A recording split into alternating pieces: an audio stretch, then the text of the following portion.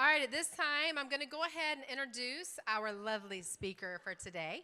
Actually, most of you, if you were here for our last meeting for our panel, Miss Tori was on that panel. She was our lovely mom that was, taught in the public school and gave some great feedback for that. But today, she's going to be speaking to us about working towards making intentional decisions with technology in our homes. So at this time, I'm going to bring, where'd you go? There you are. I'm still a little bit blinded, but it's not too bad. So here's Miss Tori.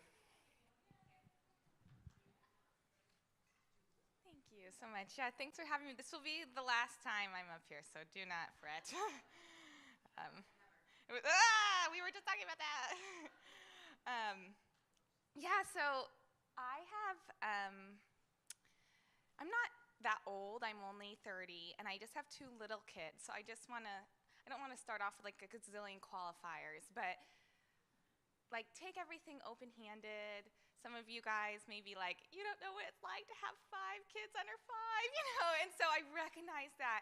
Where I'm coming from is coming from a place of just having taught for a little while, mostly in first and third grade, and really seeing kind of like down the road what some of the changing landscape, for lack of a better, that's kind of a fancy term, but with technology has kind of left some of our students now once they enter school, and how some of the decisions we make in the younger years can impact. And so also I want to say, like, and I'm going to talk about this, like, what you do with this information is yours. I have some studies and stuff like that, but if you tell me after that your kid watches TV all day long, I won't like tisk. I still want to be your friend and everything. So just know that, and like I said, take things I have had a few instances in my teaching specifically that really woke me up to just our need as parents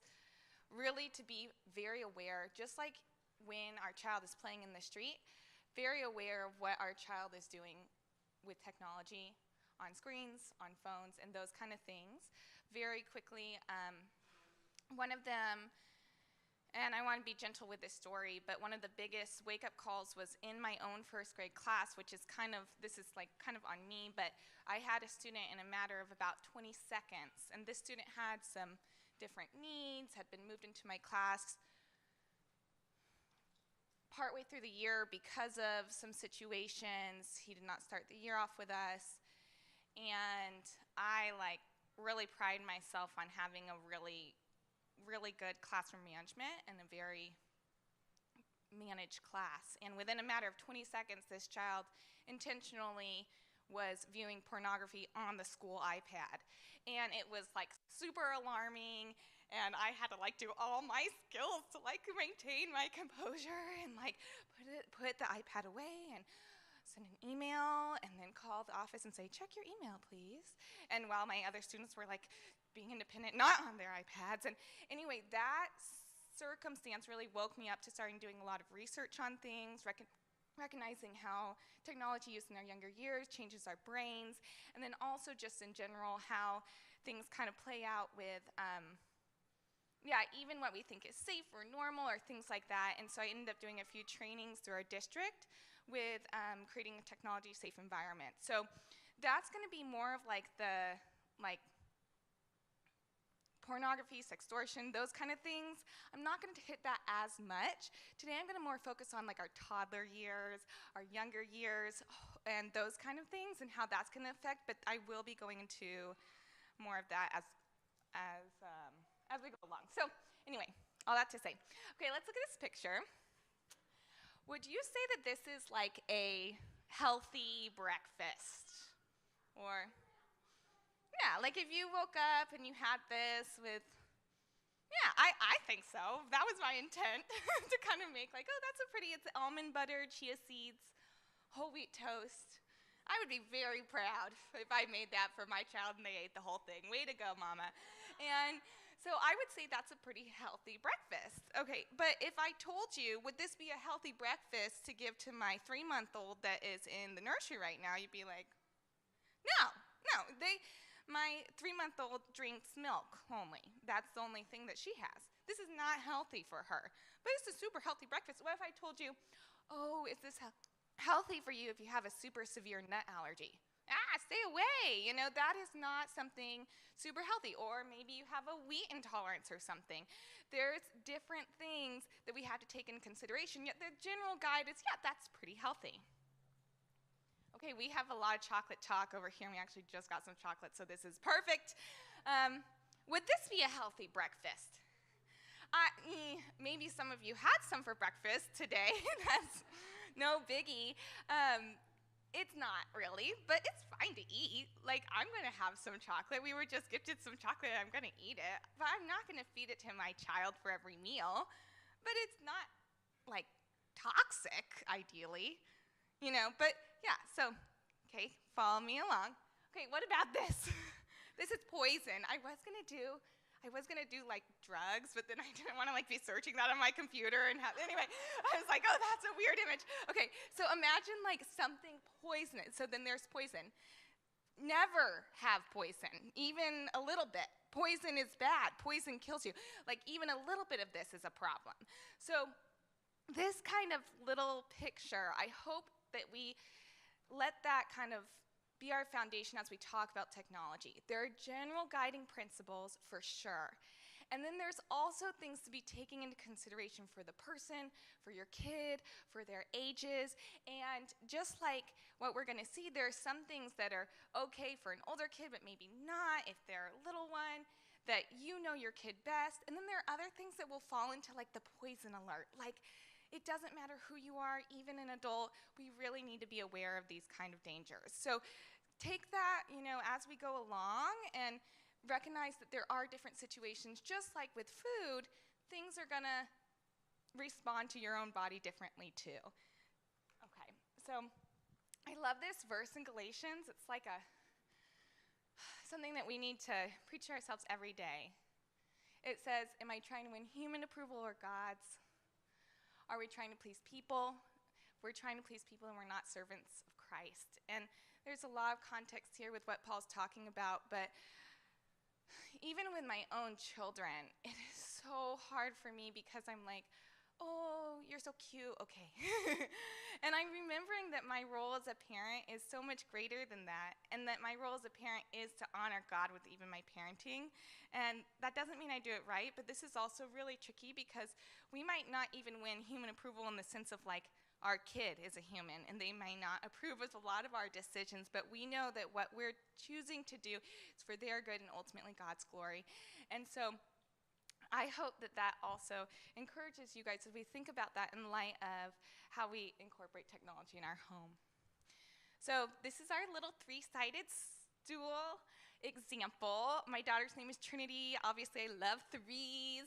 And so healthy screen and tech use is just in general has to have all three things, just like a lot in parenting.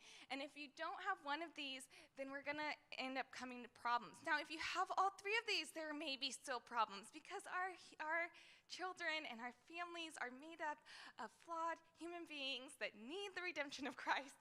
They are not people who you can program to be perfect. Nonetheless, we have amazing resources here. So one of them said prayer and communication with God and your spouse, having and your family and the people around your life and your child's life. Technology is changing. I was just talking to Bonnie at our table before. When her kids were young, that was they only had TV and it was a couple channels. That was actually when I was young too. And Sesame Street was just barely coming out. So you can, when our kids are, my oldest is 2, when they are in high school, the dangers, the problems, and the benefits are going to be so drastically different. So I need to have more just constant communication with how to walk each step along. Also, positive parental relationship and communication with the child. So that's just general open, talking about things just like you would with anything else in life. These two principles apply really to anything that we go in parenting. And then the other one I said, appropriate parental controls, limits, boundaries, and awareness. So what I have seen when talking to some families who've encountered some technology problems, and then we have to have some meetings about, hey, what's going on in your home that this came up is sometimes parents go on one side and they say, oh, well, I just trust them. I totally trust them. Like, we talk about everything. So I don't need to put limits on their phone, maybe a junior higher. And what I've seen there is kind of a big issue. So they're really emphasizing on the positive parental relationship part, but they're not doing the other one, and then they're kind of putting their child in a compromising position. And then there's the other one, like, oh, we don't talk about that, but I just have everything checked off, and we don't have any technology, we don't have TV in our house, so like, it's fine. Like, I'm really, really, really strong fortresses, but I don't have the middle part. We need all three to stand. Does that make sense? Otherwise, the chair will tip. Yeah? Okay. that's the idea. Okay, this is a really powerful image. Go ahead and look at it for a second and read it if you can.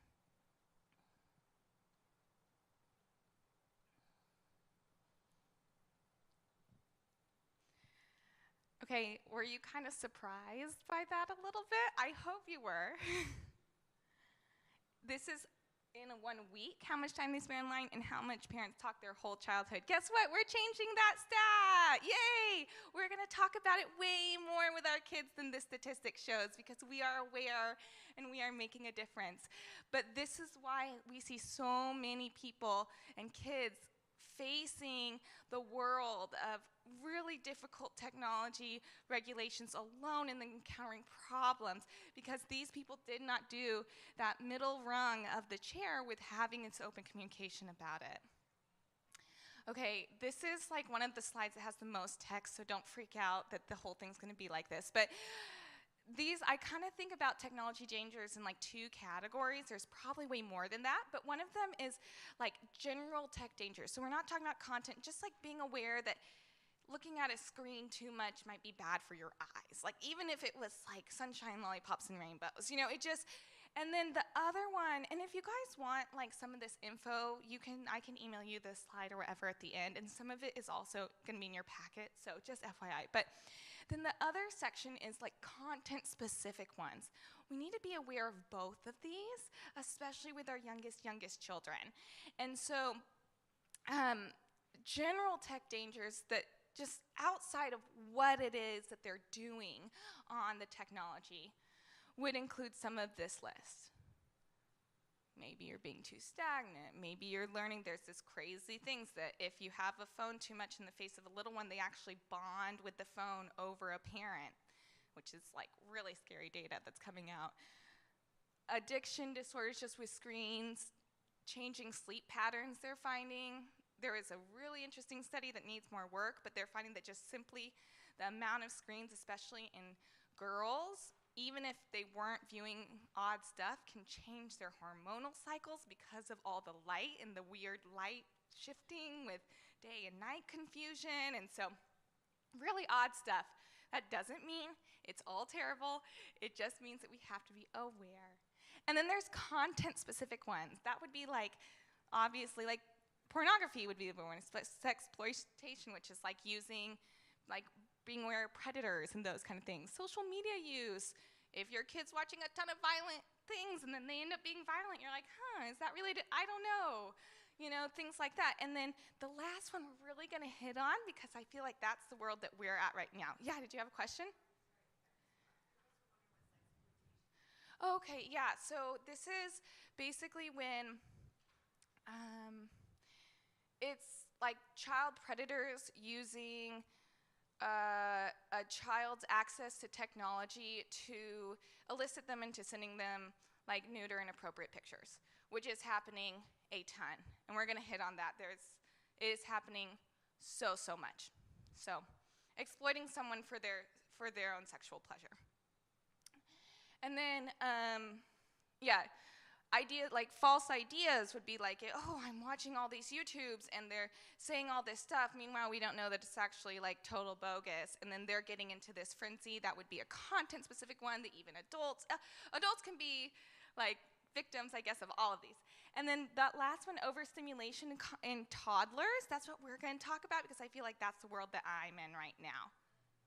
So what we're finding is that with babies and toddlers, there's so much interesting research coming out that shows even if the the content isn't bad, it can change their brains if they're watching it too much, in that it becomes like a drug.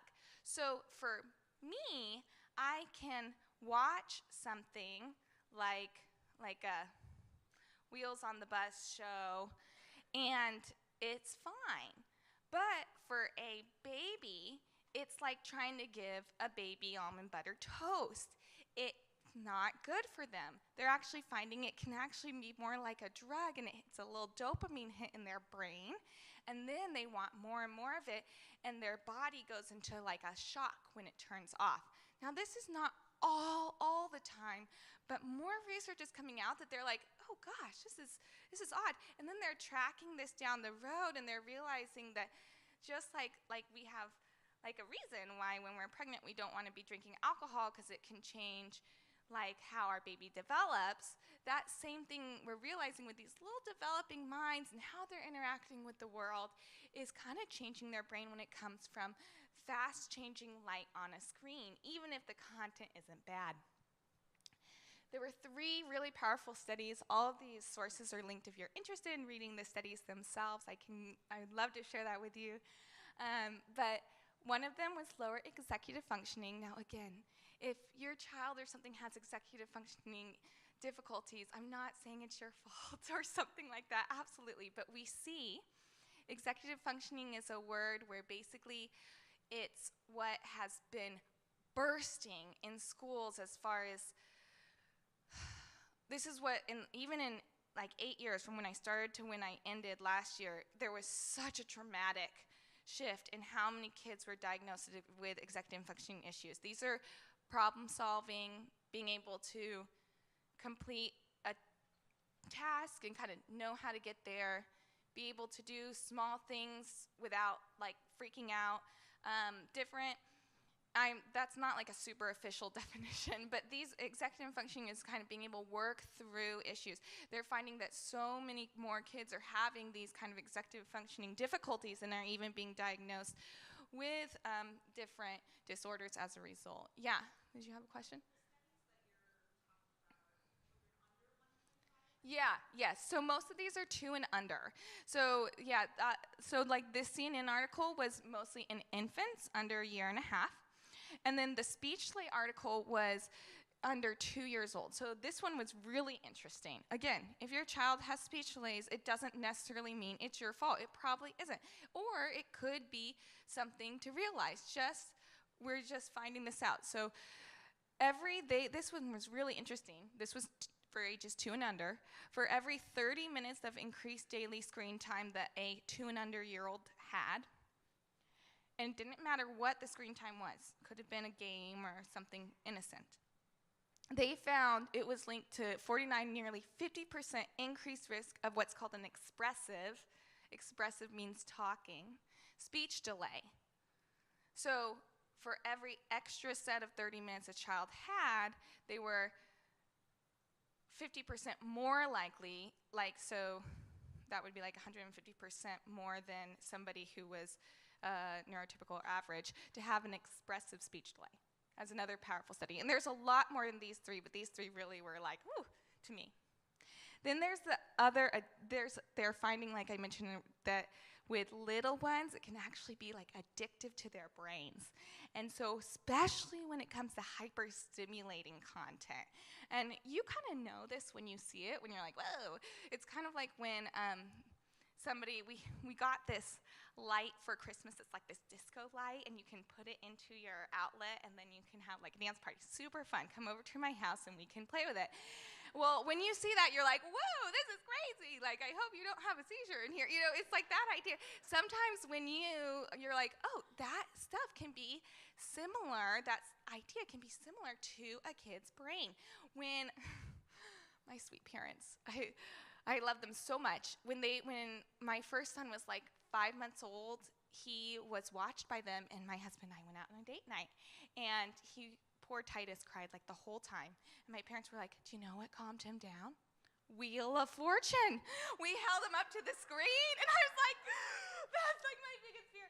because I was like, this literally like this spinning wheel of stimulation. He is okay. I think his speech is normal. Like it hasn't been affected from that one time. And he's watched screens more than one time. I don't want. But anyway, like that kind of thing they're actually finding is hitting the way it processes in the brain is like a drug. It's crazy for those little growing brains. And that study has been done too. So yeah, it's dopamine addiction. It's not educational. There's a 2 Peter verse that's like, it's taken out of context, read your Bible as a whole, but still it was kind of, talks about how a man is slave to whatever has mastered him. And I was like thinking about how I do not want my children to be mastered by screens. And they may still make choices in their life, but however much I can set up, model, and be an example with the information I know so that they don't feel like they're held captive or want that more than they want the Lord ultimately, but also even just the normal life around them. I want to make a choice to do that. So we know that a man slave to whatever is mastered to him, and that kids, little ones especially, get way more easily mastered by the light and the scenes in a screen, whatever that may be.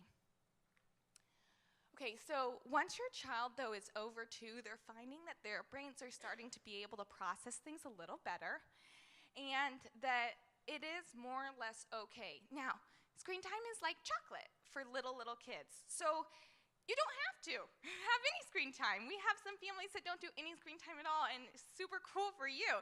And I think that is amazing.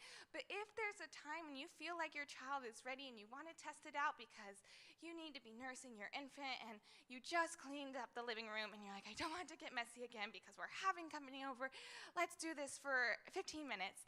Just be sure to follow these 3 steps. So one of them is follow the screen time limit. So for a 2 or older, less than an hour, I would say, like, if they're just 2 to 3, try to keep it at, like, even like a 20-minute show or something where they can just kind of breathe. 2 is choose wisely, avoid overstimulation. We're going to talk about that more. I'm going to give you some real practical, here, you can take this home and use this one. And, oh yeah, and I said don't let them browse YouTube Kids, just got to throw that out there. Do you know how a video gets on YouTube Kids? Does anybody know? Somebody uploads a video. I did this when I was a teacher because we had to do that whole online thing and I had to upload videos. And then you toggle, this is for kids. Anybody can make a video and toggle, this is for kids, and then it goes on YouTube Kids. So just be aware of how widespread that is in the world. I hope that knowing that would maybe make you think twice about letting your kids. Now, if it is inappropriate, it can be flagged. If it gets enough flags, YouTube will go in and be like, oh, never mind. That's not for kids. But you don't want to be the one your child doesn't want to be the one to find that out. You know what I'm saying? So anyway, I would just say don't choose that. And then 3, make it safe. So if you want more information on any of these safety features, you can Google it or write it down and figure out how to look. I'm not going to guide you through how to do this, but I would suggest that you have a code on your iPad or phone that's in the house, even if your child is like 1 year old, because like I said, in a matter of 20 seconds, we had a kid who was able to access on a school iPad. So that means if they pick it up, it is sadly so easily to accidentally come across something bad for a kid. And so just be aware, every device in the house, especially with toddlers, should have some type of code.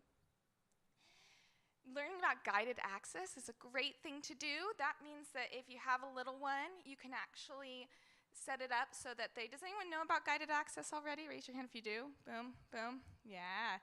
You can set it up where they can only interact with that screen. So we don't have a big TV in our house, but we have an iPad. So sometimes Titus, who is now over 2, will watch maybe every other day, like a little show, and I set it on guided access. So what that means is that if he touches the screen or anything like that, it won't do anything. he can't access a different app. He can't go to then accidentally open this thing up. He can't accidentally text my friend, those kind of things. So learn how to do that is super easy. And then it requires me to put in the code again in order to get out of guided access. And I love that because at the end of his show, it just like rolls the credits, and then it's like, oh, I guess it's done. And I'm like, we're all done with the show now. Even though I could go to the next one, but it doesn't. So, and then that's the other thing, turning off the Instaplay feature, because what I saw in schools is parents are like, oh, but they were just watching like Spider-Man. And then it's like, no, not Spider-Man anymore, because the parent gave them their phone, they were watching a show, and it just went right to the next thing, and that next thing was not good. Algorithms, which are the way that our computers learn about how to basically get us to watch more, are designed to be addictive, and they often will throw things at you that are addictive but not positive for you, so just be aware of that. Yeah. No. So it's actually already on your phones and your tablets, and it's in like the settings. So if you search like how to turn on guided access iPhone, how to turn off on guided access iPad, it's like a few little steps. So I can like show you how to do it after. I can do like a mini breakout session or something. Okay, and then preview content and ask others. This is my favorite thing. Like, oh, I heard about this new show. Did you watch it with your kid? Oh yeah, I watched it, and it's fine, but just be aware that like they have some weird stuff about like this in episode 5. Oh, okay. That's the best way. That's what Mom Life is for, and we're gonna have at the end of this some time to chat and share things that we personally have previewed or that we have found either alarming or great for our kids in their stage of life, taking it, always recognizing that different kids have different needs and react differently to things, so we may have to adjust that for our families. And then another idea is to choose a platform you trust. So like I said, I'm not a big fan of YouTube unless it's like super, like you get it ready, turn on guided access, turn off instant play, and then you like have them, or you're watching a show together side by side. That's a really sweet thing if you're tired to do. But there's other platforms that are more safe. One that we recommended for our older, like first grade and up, was this amazing platform called Get Epic. Has anyone heard of Epic? Yeah. Do you use it? My daughter uses it at school. Okay. It's on their iPad. She's in second grade. Yeah, so we used it at first. It's on Epic, and she's like, yeah. So yeah, it's really cool. It's mostly read aloud stories, and it's not like YouTube Kids in that like anyone can just say it's for kids. It's actually done by the app, and it has some like learning videos, but you can turn them off. So it's just an example of many, but of just choosing a safe platform. And so that would be when my kid would be in elementary school. Personally, like I would, at this point, now I don't know in 4 years, but I would trust them to be on Epic independently. I would not trust them to be on YouTube Kids independently. I'm using that example a lot, but you kind of see where I'm going there. There are resources, so choose a good one. Yeah. Oh, and then the last one I said, be ready to stop or detox if you see change in behavior. So this would be like little, wow, my kid is having way more tantrums than normal. It might be because of their age. Maybe they're just having a hard time. Maybe their sleep's disturbed. Also, like for the last 3 days we've been seeing family. They've been showing all of them videos on their phone. I also like totally let him, maybe we'll just try a little screen detox and see how it goes the next 3 days. And it's gonna be like they're gonna have a temper tantrum and then it might get better. Being able to be bored, being able to be independent for a toddler is a muscle that you build. So what's gonna happen is at first when you go off having a lot of screens, they're gonna be like, they're crazier. And then after 3-4 days, they're gonna get used to being bored. They're gonna learn how to solve their own problems. It's actually gonna be better on the other end of it, because they're learning how to be independent. And that doesn't mean that when you do like a screen detox that you have to be constantly playing with them. What you're training your child to do is to be able to fill their mind with action and self-efficacy, which is I'm deciding for myself what I want to do, rather than being told what to do by a screen or another individual. But that's a skill that we learn, just like with anything. When we build muscles, we lift weights a little bit, and then we lift weights more, and then we get stronger. And so in the same way, that really helps your child. But don't be alarmed if you're cutting back on screens and TV time and those kind of things, if at first it seems really difficult. In the long run, as you give them time to have the tantrum and you just see what they do and you establish a good environment, it will actually be easier because your kid will learn to play more independently and you'll have less battles. I really encourage you to try it out. I'm not going to go through all of this, but I do want to just hit on a couple points.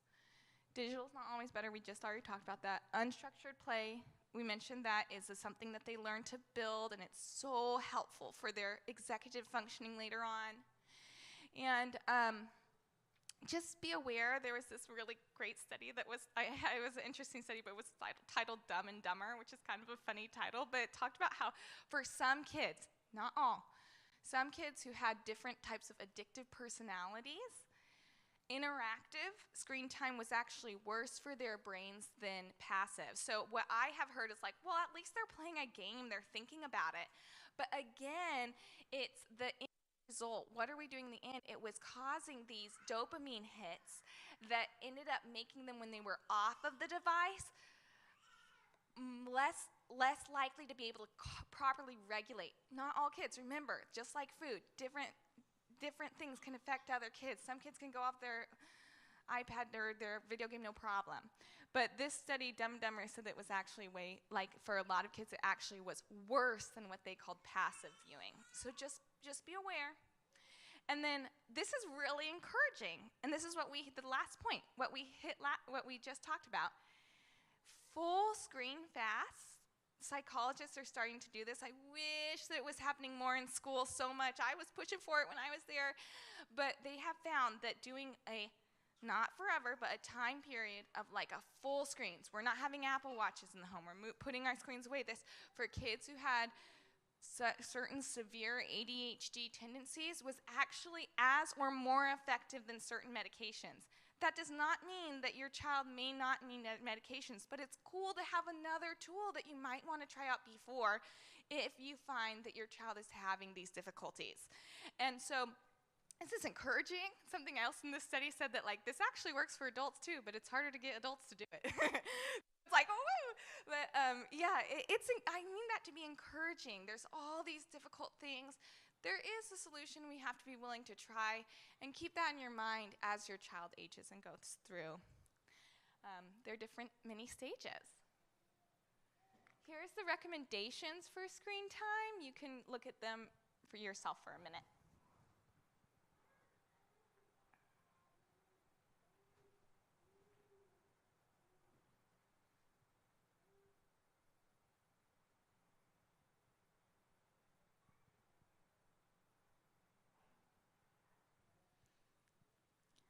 Looks good. And again, you'll adjust this to your own family. I would say let this be like the minimum, and then if you want to add more limits, that's on you. I would not recommend going below this. This is just a quote from me. There's no such thing as educational screen time for a baby. Babies need milk. There's no such thing as healthy breakfast for a baby except for milk. So in that same light, just be aware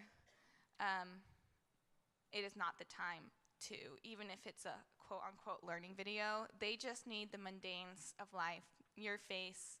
Put them in their bouncy chair, not in front of the TV, but just looking out the window. It's like their brain just came from nothing. It's too much transition them from being in the heartbeat of their mama, the sounds of the amniotic fluid, and the darkness of the womb to a world of hyperstimulation. What they're finding is it makes their brain go crazy. And so just know, we don't expect our kids to run. We love that little Bluey episode. That was so cute. Right away, we let them get there. Same with screen time. Here are some cool ones. Consider, I put this in your little handout so you don't have to copy it down. But these are like 2 thumbs up shows. Again, it's not comprehensive. It is not, you still will use your judgment. You may see one up there and you're like, my family doesn't do that. But it's just a couple if you're like, oh, my kid's been watching. And the notorious one that's known for hyperstimulation is like Cocomelon. So if you're like, my kid's been watching that, what do I do? Cool, like we have some great alternatives. And I'm gonna give you guys time to talk at your tables in just a minute to also offer alternatives. But these are good ones that meet these requirements. Slower, kind of boring, more like natural world things, and natural faces is what we want. Okay, so here's an objection. I talked about this, but they're learning. And I would say that they may pair information or skills, like oh, they watched Octonauts, and now they say all these words. It's like, well, that's cool, but recognize that it may be at the expense of learning other things, like self-regulation, how to be bored, and other really critical executive functioning skills. It may not be, but it very well we can't just slap that label on to justify it if we see impacts otherwise. This is a really amazing quote by a medical doctor and clinical psychologist who works with kids with a lot of learning needs. I'm going to read it for you.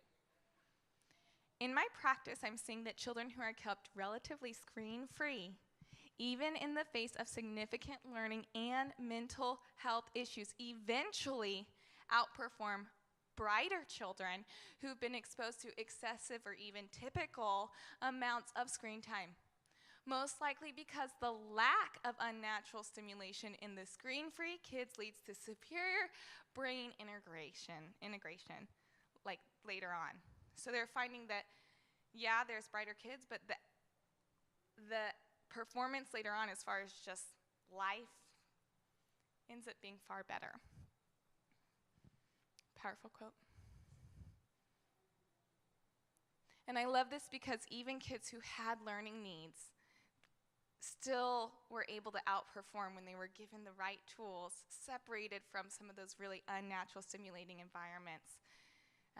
They ended up like closing the gap and then outperforming. Pretty fantastic. This is a teacher who was talking about her kids. She had some of her junior hires write about kids and screen time. She said, one 12-year-old student reflected on what she had missed because of screen time. She wrote that when she was younger, she would sit on her tablet all day watching YouTube.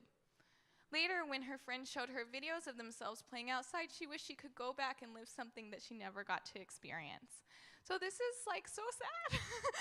But this is not even like the content specific one. She didn't say, I was, exposed to this terrible thing when I was 4. She didn't say that like, oh, it was really scary because I watch all these violent videos. She just said, I realized that I just missed out. I missed out on being a kid. So, and then this one, I've heard this one, they need to be able to use technology. We live in a technology world. And I'm going to tell you, they're fine. They will. They will be able to use technology better because they established the problem-solving skills when they were little to when that technology comes up. I'm talking about when they are small. A toddler, under 5-year-old, just be so cautious because you're growing a brain. I wouldn't be like, well, I don't want them to get totally drunk the first time that they take a drink, so I'm going to start giving my baby alcohol now. No! We don't do that. Come on. Wait till they're ready. This is a thing, everybody. So they will be fine. And then I love this. If you limit it now, they'll just want it more. We don't do this in other areas of parenting. Why would we do it here? You need that healthy, go back to our three-rung chair. You need all 3. I do not trust the world of, it's not because I don't trust my child, I don't trust the pornography industry. That's why I put a limit on my child's phone or tablet. It's because of those things. They do not deserve to face the world of technology alone. Their prefrontal cortex is not all the way developed. So there are certain judgments they simply cannot make, and we recognize that. This, in honor of Valentine's Day, this is a really great resource called Defend Young Minds that have these fun Valentines. You can look at them real fast. Kind of fun. So love your child to show that to them. This is also a really powerful quote from a book. It was a secular book, but it ended up aligning with a lot of biblical principles once they do the research. No shocker there. But it was talking about parenting styles and how it affects kids in their teen years. And people had all these theories like, oh, the kid that's less likely to rebel, the kid that's this. Again, no magic formula for parenting. Your child may rebel even if you're perfect. Adam and Eve sinned against God, and they had the perfect father. So just take that and know it. But they found that the types of parents who are most consistent in enforcing rules are the same parents who are most warm with their kids. And these were the kids the kids of these parents lied the least. So this idea that like, oh, if you enforce, they're just going to resent you is not true. So take that to heart in a lot of things.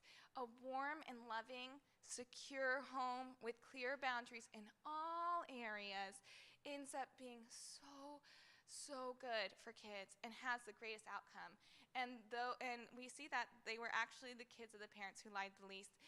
Those kids lied way far less than even the parents who were like, we're chill, we're friends, we talk about everything, but had less rules. And then also the other thing that was extremely like demanding side, so anyway, setting boundaries is not mean, it's good and it's loving.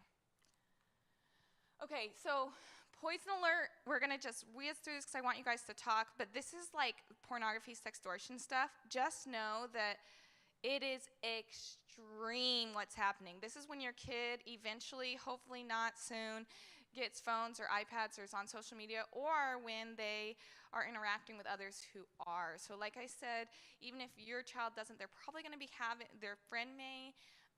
So it's just really, really, really a lot. And I don't think parents are as aware as they should be. Children are as likely to see online porn by accident as they are to search for it. It's the same likelihood just because of the world that we live in. So just be aware. It may not be their fault, but that's why we need to be proactive. This is an interesting thing. This is this is a website called Fight the New Drug. Has anyone heard of that website, Fight the New Drug? It's a really powerful website that helps inform dangers of pornography. So you can look at it. When I had that really sad incident happen in my classroom, it was that student, but then the student next to him also saw what was on the screen, and so she just had her first exposure. And these kind of things are really, they're just really sobering for me. I hope for you too, but I say that to let you know that like we didn't know all these things, and some of our parents didn't have the resources that we have now and the information, so it's kind of cool raising our kids now in a time when we have this information and we can equip them at the front end, hopefully a little better. Sextortion is what we mentioned earlier. This is basically like child predators using online media to solicit kids. And this was I have two quotes here and then we're gonna move on, but they're from people who are law enforcement in this industry. And again, when I was doing some trainings in the Vista district about this, the junior high principals were like, this happens all the time. We have to bring parents in and law enforcement and the kid in and show parents what was on the kid's phone and what 25, 30-year-old they're sending these images to, and the parents are crying seeing their 11-year-old daughter like this. This is happening a lot. So this one said, we've always been clear that we can't arrest our way out of this problem. It's like so prevalent. And I was asking my husband, like, who are these guys? They're among us. I don't have an answer, but it's so prevalent they can't arrest out of this problem. We're not able to target the high risk and high harm offenders because we're overwhelmed by the volume of referrals. That's when people, parents, kids find out that they have been targeted. And therefore something has to change. It's this famous thing where if there's bodies coming down a river, you look up river to see where the bodies are coming from. And so we are part of the change by recognizing that this is an issue, we're not immune to it. I think all of us are women, we probably have gotten like weird like messages that we're like, I don't even know you, how did you even get, from our phone or on our Instagram before, and we know to like delete it, but it can be really hard for maturing brain to know what to do. This is so crazy. The volume of this is exploding. We feel like we're dishing the ocean out with a spoon and referring to trying to catch all the, it's called child sex abuse images or child pornography that is happening, which most of it is produced by children themselves who are somehow in contact with a adult and then elicited for like, oh, do this, and often they're threatened and things like that, so it's really scary. But what's the scariest about it is these people who work in these cyber tip and national hotlines are saying like we're trying, but we're dishing the ocean out with a spoon is the metaphor they're using. So, okay, but here's some good news. Let's have good news. Resources are abounding. People are making more and more amazing resources. We're not left to this alone. We have community, and there's a great resource list in your thing. I'm going to give you guys time to talk about resources for filtration, for healthier things to go on, for places to go if you find that your child was exposed to this. And then even Google is now starting to blur images that are sexual in nature. It won't be perfect, but they're starting to do that now because they recognize it's a problem. So that's good. Like, people are waking up, and I want you to know that if you have an issue or you're afraid, there's probably a resource out there to help you with it and to put on your phone or set things up. Okay, so now we're going to go to talk time. Yeah, do you have a question? Yeah. Oh, yeah. So Gab Wireless is a really cool phone. There's two phones that I have recommended to families. One of them is called Pinwheel, and one of them is called Gab. Has anyone ever used that with their families before? Yes. So what they are is they look like smartphones, but they don't have anything on them that are problematic. I mean, there's still the possibility that they could get like a spam text message. You know, just that's why you have to have conversation always too. But that's great if you have an older kid that's like ready for a phone. This whole idea of like, oh, but my kid is not safe, so I want them to have a phone at school. It's like, okay, great. Make it a safe phone. Like, you don't have to just compromise and open them to a world of problems. There are resources.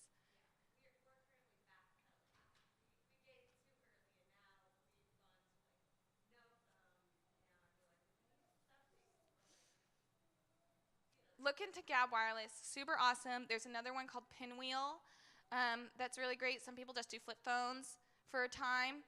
And then, yeah, and like we can talk more about this because I talked with so many families about this, but there's like also really cool resources through like Common Sense Media and some other things that have like cell phone contracts. So you do that all on the front end. They have to earn their way to that by having, and so those are really neat if you want more information about like older kids once they're phone ready, or if you have a computer or tablet in their house or you're working with things. There's some info on your sheet or I can talk to you more. Okay, great, we're gonna go into discussion time. First, before you talk though, I'm gonna say like go, but take like 1 minute of silence to look over these questions and just think about one you might wanna share with your group.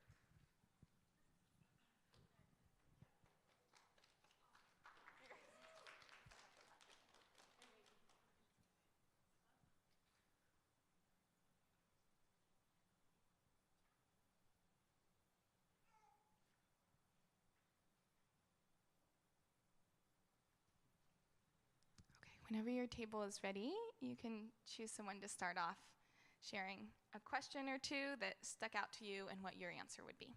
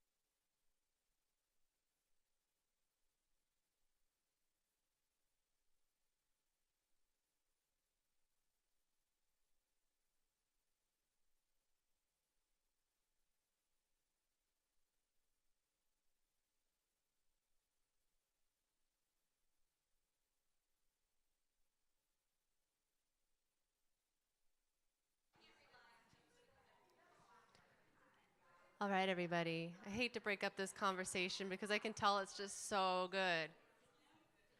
But it's almost time.